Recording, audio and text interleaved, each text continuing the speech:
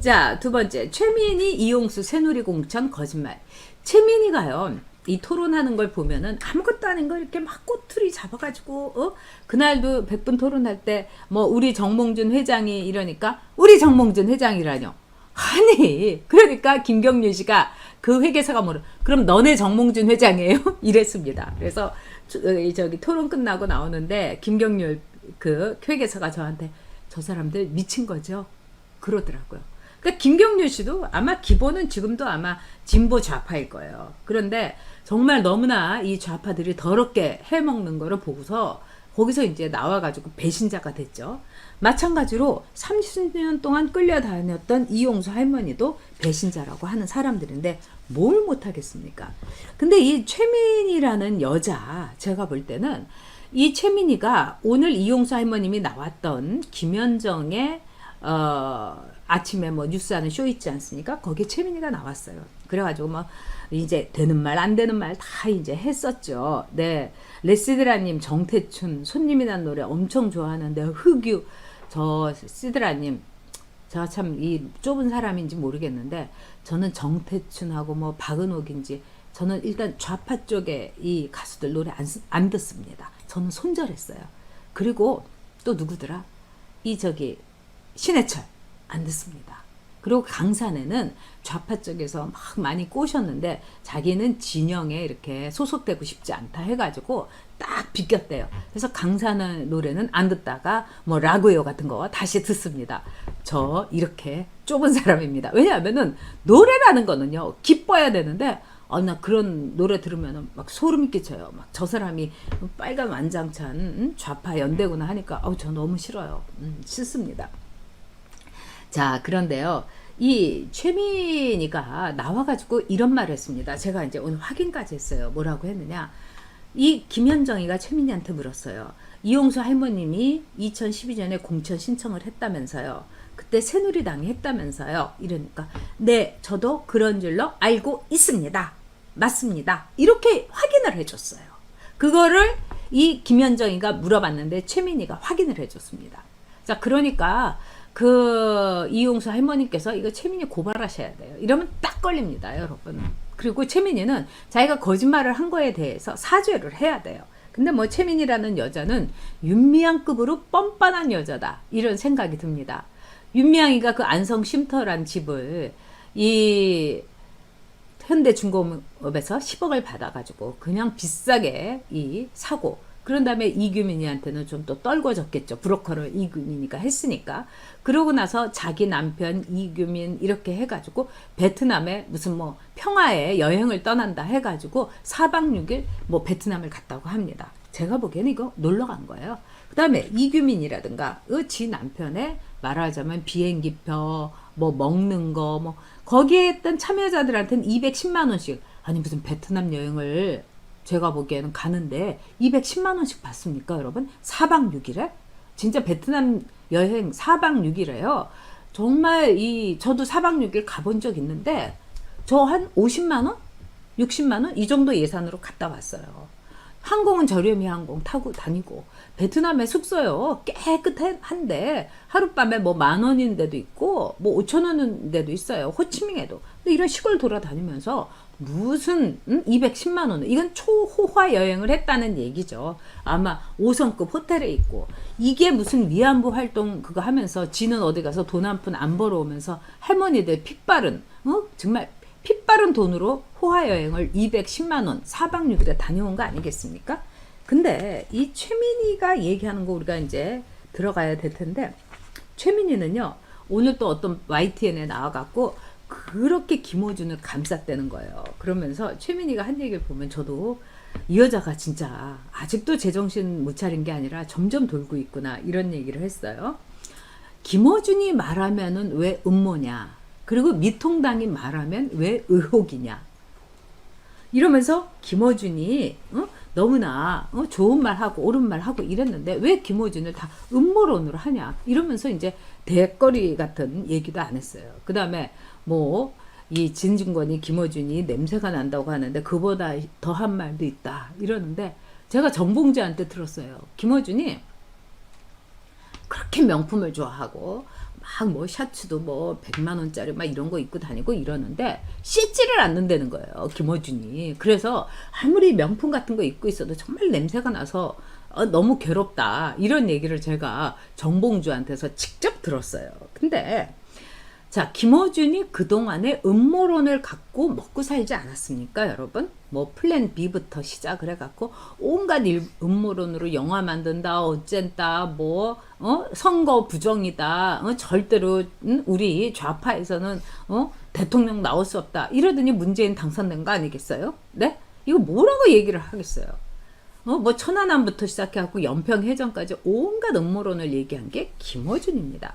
김어준은 의혹이 아니에요. 그러니까 최민희는 의혹과 음모론도 이제 이 말하자면은 이 헷갈리고 있는데 이런 말을 했어요. 윤미향에 대해서 또 너무나 자기가 30년 동안 윤미향은 헌신적으로 일을 했는데 정말 마음이 아플 거다. 그러면서 이제 윤미향을 감쌌어요.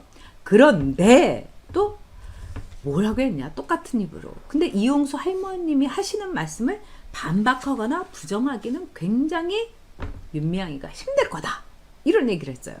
그러면서 그 다음에 아주 점입가경입니다, 여러분. 근데 이 윤미향이 지금 나와서 왜 기자회견을 안 하냐? 이용수 할머니는 하는데 이렇게 물어보니까 윤미향이 이미 검찰에 고발을 당해서 피의자 신분이기 때문에 무슨 기자회견을 한다거나 이렇게 되면은 재판에서 굉장히 불리하게 작용할 수도 있다. 여러분, 이거 어디서 들어본 말인데 조국 대하고 똑같은 얘기를 하는 거예요. 조국이 그러지 않았습니까? 정경심도 그러지 않았습니까? 내가 기자회견을 하거나 깨끗이 밝히고 이러면은 나중에 재판 받을 때 불리할 것 같고 일종의 꼬투리를 잡힐 것 같기 때문에 안 하겠다. 이래갖고 버티다가 조국은 결국은 했던 거죠. 그것도 기자들 앞에서 놓고. 그걸 보고 검찰에서 웃었다는 거 아닙니까? 네가 한 말이 다 법정에서 자료화된다. 근데 조국은 안 할 수가 없었던 거예요. 정말 법무부 장관 하고 싶었고 그리고 청와대에서 오더가 내려왔었겠죠. 끝까지 너 안고 간다. 근데 이 지금 윤미향의 경우는 자기를 이해찬이가 말하는 것 같으면 안고 가는 것 같은데 청와대에서 또 저렇게 사표 받고 자르는 걸 보면 나 어떻게 될지 모르고 또 이해찬이는 노무현 재단에 있었기 때문에 말하자면 노무현 재단의 기금 운영이라든가 여러 가지를 보고 제가 지금 이제 조사를 하려고 하는데 이 방송에 말하자면은 애청자 구독자 여러분께서 중에 한 분이 노무현 재단에서 경매로 땅을 샀다는 겁니다. 거의 이제 아주 가격을 세게 해가지고 아니 재단에서 그렇게 땅을 살 일이 뭐가 있겠습니까? 그것도 상당히 그 사람들이 왔다 갔다 하기 좋은 서울의 땅이에요. 자, 노무현 재단 그렇게 이미 자기네 건물도 있는데 왜 땅을 사려고 했을까? 그리고 그 땅을 사려고 한 돈이 7억이나 된다고 하는데 이거 너무 이상하지 않나? 제가 한번 그래서 요즘 들어서 뭐 회계하는 분들이나 이런 분들에게 여쭤보고 있는데요. 이분 저분 여쭤보고 있는데 이 이해찬도 말하자면은 생각해보세요. 그 알릴러 맨날 틀린 말만 하던 유시민이가 요새 왜 잠수 타고 있는지 다 이유가 있는 거 아니겠습니까, 여러분? 유시민이 노무현 재단 이사장, 거기다가 전 이사장 이해찬, 정의연대에서 30년 동안 할머니 등쳐가지고 돈 갖고 권력 노름했던 윤미향, 다 좌파들의 공통점이 있죠. 돈. 한명숙이가 오늘 아침에 이런 말을 했다는 거예요. 자기는 너무너무 결백하다고 생각하는 마음이 정말 한결같지만 문재인 정권에 부담을 줄까봐 자기는 재심 청구하지 않겠다고. 지나가던 개랑 소랑 세트로 웃겠습니다, 여러분. 한명숙이 어떤 여잔데요? 이 여자도 윤미향 못지 않습니다. 이 여자도 정경심 못지 않아요. 엄청 욕심이 있습니다. 그런 여자가 재심을 청구를 안 하겠다? 이번에 오히려 한명숙은 개망신 당하지 않았습니까? 일국의 총리라는 여자가 8억 추징금 가운데서 겨우 1,000만 원 낸 거예요. 아니 자기 있는 집 이거 왜 추징 안 들어갑니까? 정말 저는 한명숙이 길바닥에 나앉는 꼴을 봐야 되겠어요. 그리고 총리 공간에서 돈을 받아 처먹었다는 게 이거는 나라 망신입니다, 여러분. 그래놓고는 프랑스 가가지고 무슨 민주의 여전사인 것처럼, 또 프랑스 애들은 좌파 이 분위기가 이렇게 쫙, 그러니까 뭐 마담 뭐 이래가 마담 세크리타리 뭐 이러면서 뭐 키스하고 손등에 키스하고 난리도 아니었어요. 그러면서 직지신경 돌려줄 것 같으니 딱 입쓰신 거 보십시오. 그러고 나서 한명숙이가 저기 가가지고 막 이런저런 프랑스에 투자 약속 이만큼 하고 털리고 온 거예요. 그게 한명숙입니다, 여러분.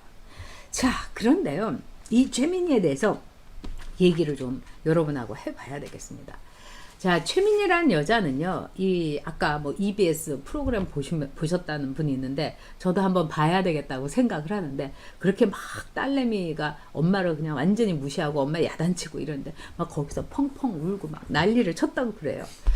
근데 이 최민희라는 여자는 기본적으로 어떤 활동을 했던 여자냐, 이제 민원연에서 운동권으로 갔던 거죠. 그래서 일종의 민원연 활동하는 사람들한테는 최민희가 스타라는 겁니다. 왜? 민원연에서 진짜 별 볼 일 없는 거 하다가 최민희가 말하자면 뭐 국회의원도 되고 뭐 방송에도 막 나오고, 그러니까 좌파 운동권 애들, 또 권력을 어떻게 하면은 오솔길 내지는 말하자면은 사이길로 어떻게 이렇게 빨리 우회도로 없이 갈 수 있나, 요런 애들이 막 최민희를 롤 모델로 삼고 있다고 합니다. 근데 최민희는요, 일단 윤미향이도 이 할머니들 등쳐가지고 모은 모금 돈통을 그대로 이 조총련에 아이들을 교육시켜달라고 해서 조총련에다가 돈을 보내지 않았습니까? 이거 국가보안법 위반입니다. 근데도 저렇게 활개를 치고 있는 거예요. 근데 최민희가 대진년하고도 굉장히 관계가 좀 있습니다. 여러분, 대진년 하면은 김정은 뭐 축하 막 이렇게 하고 있고, 또 김정은이 살이 찐 거는 너무 이 북한을 다스리는데 너무 고생을 하고 스트레스를 받아가지고 살이 찐 거라고 그러고 앉아있는 것들입니다. 근데 이제 이 대진년은 여러분도 아시겠지만, 제가 이 황선이라고 그 북한에 가서 평양 산원에 가서 애 낳은 여자 있습니다. 이 황선이하고 황선의 남편 윤지진, 아주 이거는 그냥 벌갱이 정도가 아니라 빨갱이들이에요. 그리고 뭐 이 대단한 사람인데, 이 황선을 제가 평양 산원에 가서 어떻게 이 산딸이 가까워지면은 자기가 움직이지도 않고 이러는데, 평양까지 이렇게 만삭인 배를 가지고 이렇게 가면서 갔다 와서 황선이 뭐라고 했느냐, 이 김정일 지도자님께서 모든 편의를 봐줘가지고 자기는 돈 한 푼 안 들이고 평양 산원에서 아기를 무사히 아주 순산을 했다, 이런 여자예요. 응? 돈 한 푼 안 들였다고. 하도 기가 막혀갖고 제가 국회의원 시절에 황선에 대해서 이게 자기의 고향을 찾아가서 몸풀러는 친정에 가기도 하고 그러는데, 황선은 네 고향을 찾아간 거 아니냐, 그 다음에 만삭인 여자가 어떻게 비행기를 타고 가냐. 사실은 비행기를 이렇게 탈 때 뭐 이 7개월인가 8개월 이상이면은 비행기를 못 타게 하는 항공사도 있습니다. 그래서 이제 그 문제를 제기했더니 이 황선이 자기를 명예훼손을 했다. 그게 왜 명예훼손입니까? 그래서 저를요 또 고발을 했어요. 그래서 제가 또 남부지검에 가가지고 이 검사님 앞에서, 그 당시에 여검사님이었어요, 또 조사를 많이 받았어요. 그래서 아주 단아한 모습의 여검사였는데 저한테 뭐 이것저것 사실 확인을 하더라고요. 그래서 제가 다 얘기를 했어요. 그랬더니 그 검사님이 가만히 있으시면서 가끔 이렇게 웃으시더라고요. 그래서 저는 속으로, 검사 중에도 좌빨들이 많다는데 웃는 거 보니까 나를 또 기소하려고 하는 거, 이런 생각이 들었어요. 그래서 이제 당해가지고 정말 남부지검 이렇게 한 달에 2번씩 오는 것도 너무너무 힘든데 이 따블로 걸리게 되면 매주 가야 되지만, 아닌 경우도 막 2번씩 가고 막 이래야 돼요. 그런데 이제 나중에 이렇게 일어나서 이렇게 제가 가는데, 검사들이 보통 이렇게 배웅을 안 합니다. 그냥 거기서 차 한 잔 주면은 뭐 그것도 고마운 거죠. 그런데 엘리베이터까지 저를 따라 나오더라고요. 그러더니 아주 이렇게 미묘한 표정을 짓더니 고생 많으시네요, 이러면서 가더라고요. 그래서 제가 아, 이거 기소까지는 안 당하겠구나 했는데 저 기소 안 당했습니다. 그래서 제가 그 검사님 이름 제가 마음속에 갖고 있는데 혹시나 이 좌빨 정권 아래서 누가 될까봐 얘기를 안 하는데요. 이 대진년하고 대진년을 움직이는 게 바로 여러분 황선하고 윤주진, 황선 남편이에요.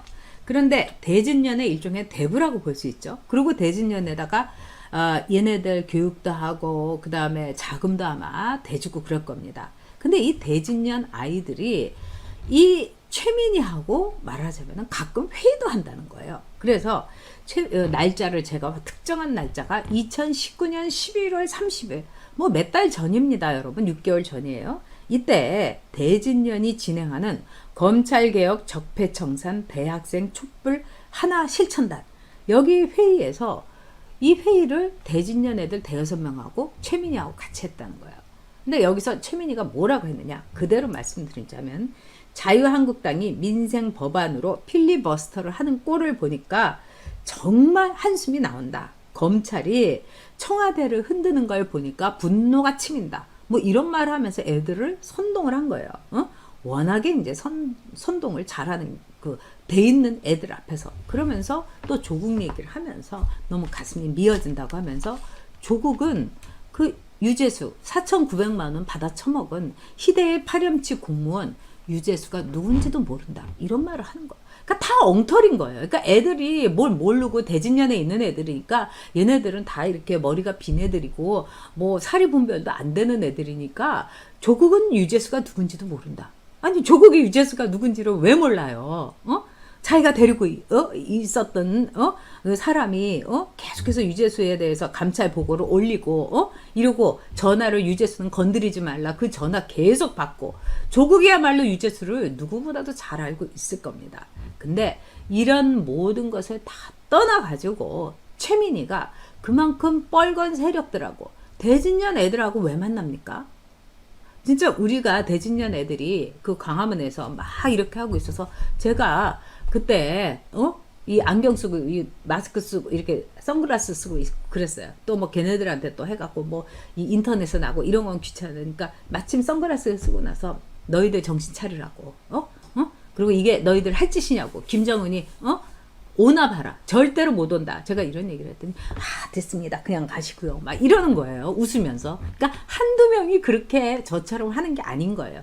그리고 저는 한편으로는 이 대진년에 그 애들이 이렇게 하는 태도라든가 이런 걸 보면 저게 무슨 사상적으로 경도된 애들이 아니라 돈 받고 알바하는 애들이 아닌가. 왜냐하면 싸울 생각을 안 하는 거예요. 그리고 네 알겠습니다 가십시오. 그러니까 뭐 이렇게 이 속에 든 게 없는 거예요. 근데 최민희가 이 윤주진, 이 황선 부부하고 굉장히 연결돼 있다 이렇게 볼 수 있죠. 그 많고 많은 전직 국회의원 중에서 왜 최민희가 대진년 애들을 만나서 이렇게 회의까지 했을까요? 이거는 정말 합리적인 의심이 되는 거는 거죠. 그 많은 전직 국회의원 가운데서 절대로 저한테 대진년 애들을 소개시킬 일은 없는 거죠. 전 대진년 애들하고 1시간만 있으면 걔네들을 획 돌려놓을 수 있습니다, 여러분. 그게 우리 보수의 힘 아닙니까? 어린애들한테 사기치는 애들이 진짜 나쁜 거죠. 그리고 대진년에 이렇게 조직을 보면은 호남, 전남대 조직하고 동덕여대 조직하고 똑같습니다. 그리고 그 배경에는 동부연합이 이제 끼어들고 있는 거고요. 하여튼 이제 최민희의 배경을 여러분들이 보시면은 최민희가 얼마나 희한한 그리고 얼마나 위험하고 추레한 인물일까. 왜 딸이 그렇게 엄마를 EBS까지 나와서 개망신을 줬을까? 이렇게 여러분이 아마 생각이 드실 겁니다.